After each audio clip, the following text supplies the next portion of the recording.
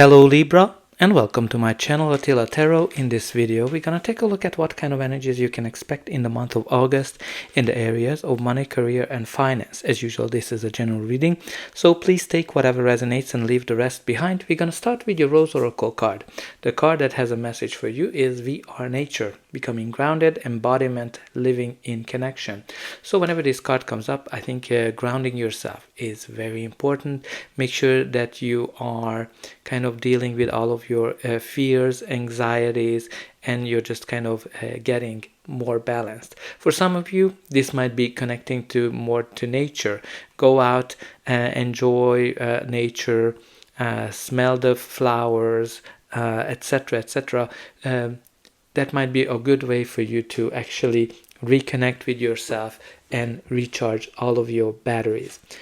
The first card we have here for you in the center of your reading is the Knight of Pentacles.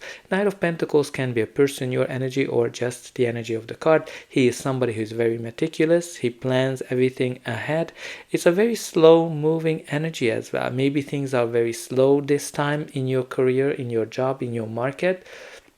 And this is kind of like a very slow progress. And but also this card represents success, guaranteed success, because all that planning, all that hard work that he puts in will bring a lot of success. It is just taking a time to really get there. This can be also connected to an offer that's very stable. Maybe some of you are presented to a job offer that you need to really consider, but it can be also connected to an offer that you might be making. For example, if you're buying or selling a house, it can be connected to that kind of an offer as well. Definitely an offer that has to be considered.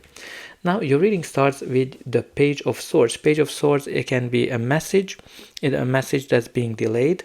Maybe there's something that you need to wait for, especially with the slow moving energy of the Knight of Pentacles. But once the message comes in, it's actually going to be positive. But it is also a card of curiosity, being curious, and people being curious around you. It can be connected to gossip. It can be also connected to spying as well.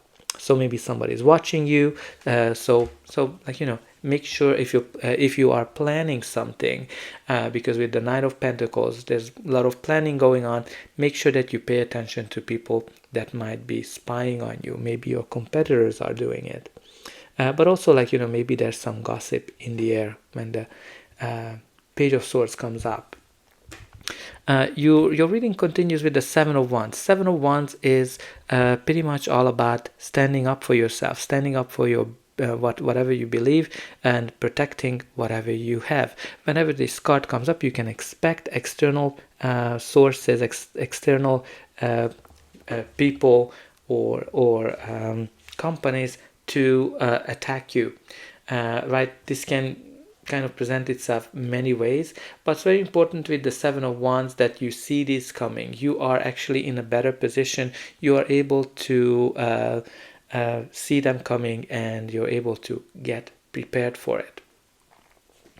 And you also have here the Ten of Cups, which is beautiful. This is a beautiful energy of peace, harmony, and finding balance and after difficult time, because all those rainbows are indicating that you went through some difficulties and finally you are able to enjoy life. This is kind of like this dreamy situation, like it can be this dream offer that comes in that maybe you have to fight very hard for, and you have to wait for it because there's a lot of competition. But let's see how this reading is continuing. It continues with the Five of Pentacles. Now, Five of Pentacles is not the best energy to have, because this is the energy of lack. This is the energy of not enough, not feeling enough. Definitely connected to losing a job. Definitely connected to trying to balance finances when you don't have the enough resources to do something. It can be also connected to trying to find a job and being in a very difficult situation. The way you can really battle the Five of Pentacles is a couple of ways. First of all, ask for help. if you need help, like, because when you look at these two figures, they are not realizing that they are in front of a church and they could get help. So definitely can be a message like that. But with the Five of Pentacles, the best way to deal with that negative energy of lack is focusing on whatever you have, focusing on all the great things, all the positive things in your life, and you're going to be able to attract more of it. Again, it can be that you've been just going through a very slow moving energy here, and that's kind of making you doubtful as well with this Five of Pentacles, because you're just focusing on, okay, when am I gonna get there, when am I gonna get there, because the Knight of Pentacles is slow, he needs to get going. But you also have here the Two of Wands, which interesting that a lot of signs have the Two of Wands in their reading, like pretty much all of them. So maybe there's kind of like a global decision that we need to make, because Two of Wands is the card of planning and decision. Planning from the point of view that you achieved a lot, but there's more for you to discover, but also comes to some kind of a decision. You can see he's at a fork of a road where he needs to choose which way to continue.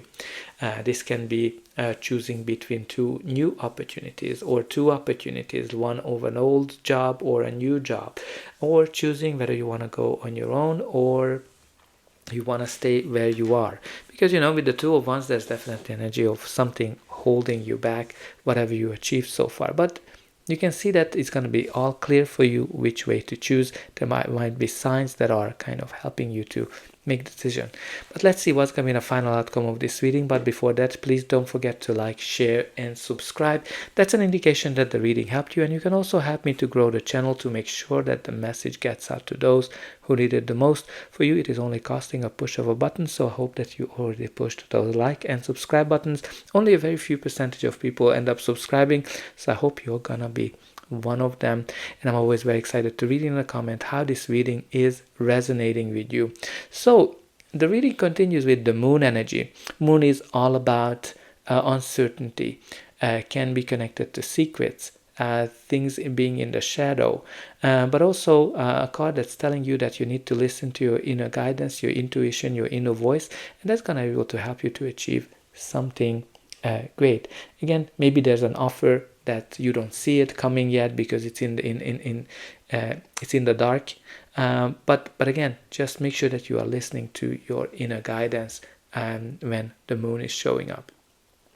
And look at it, what we have for you is the Sun, which is such a beautiful energy, the most positive card in the whole deck, which is indicating that things are gonna turn out very well for you, right? When the Sun is showing up, you can expect positivity, you can expect luck, you can expect things are turning out for the better.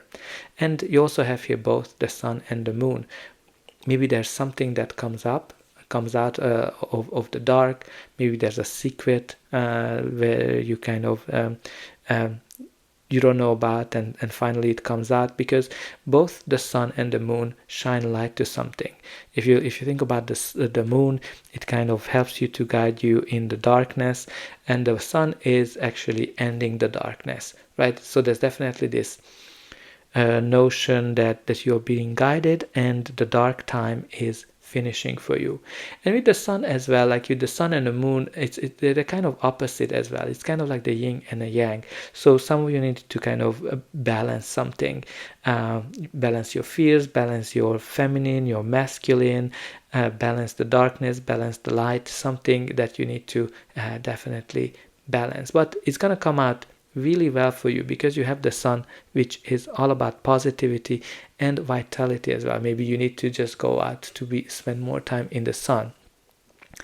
The last card in the spread is the Eight of Cups. Eight of Cups is turning your back to something, that was dear for you, that you enjoyed, but no longer. And you are actually going on your way to find your true happiness. Obviously, this can be connected to uncertainties, but there's definitely, you need to follow your instinct, you follow your passions. Again, this can be a project, a job, a company that you are very passionate about, but all that passion is kind of gone now. And at the bottom of the deck, you do have the Chariot, which is amazing. It is a card of victory, celebration, joy, leaving difficulties in the past, and also the balance as well. Like, you know, it kind of has that yin and yang as well. But you know, it can be connected to travel. It can be connected to moving, and progressing as well. So with the positive energy of the Sun and the Chariot, I'd like to close this video. I hope that it helped you, and I'll be able to welcome you again.